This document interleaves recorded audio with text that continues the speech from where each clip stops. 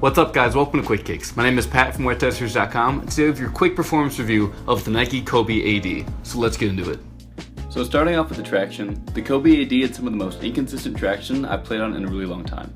So the Kobe A.D. has actually two different traction patterns on the toe and the heel.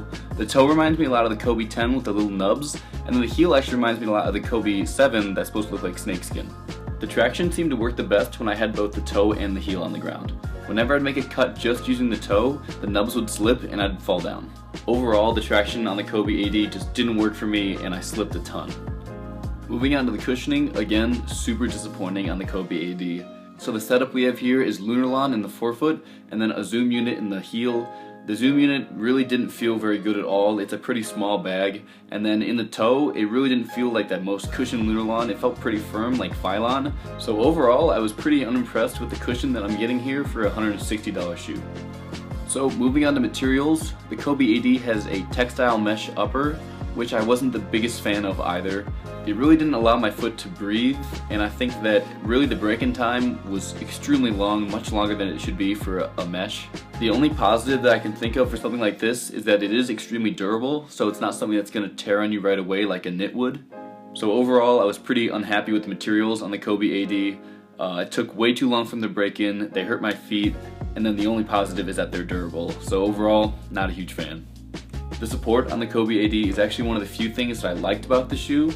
The bottom of the shoe is pretty flat, and then there's actually a small outrigger. It's not huge, but it's okay, and so this just kind of promotes stability and doesn't really allow you to rock side to side. And then on top of that, the heel counter did a great job keeping my heel and foot in place, and that's probably, again, one of my favorite parts of the shoe, of an otherwise not great shoe, is just that my foot felt locked in, and I never felt like I was moving at all. And then finally, moving on to fit, I went true to size with this shoe, and the fit was actually pretty good as well. Because the upper is pretty rigid, it does a good job holding your foot in place around the midfoot. And then as I said before, the heel counter is great and it feels really good around the ankle, and the fit is pretty good on the Kobe A.D. I wish the rest of the shoe had matched up to this good fit and good support, but it really didn't.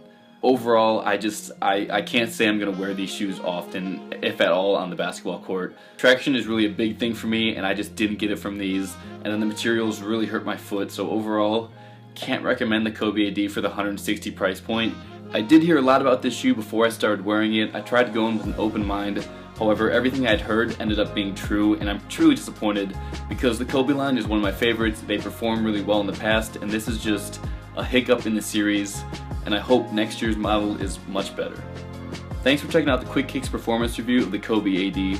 If you have any questions about these shoes or any other shoes, head over to WearTesters.com. We got plenty of info for you, and hopefully we can help you out. Other than that, stay tuned for a video every Wednesday, and I'll see you in the next one.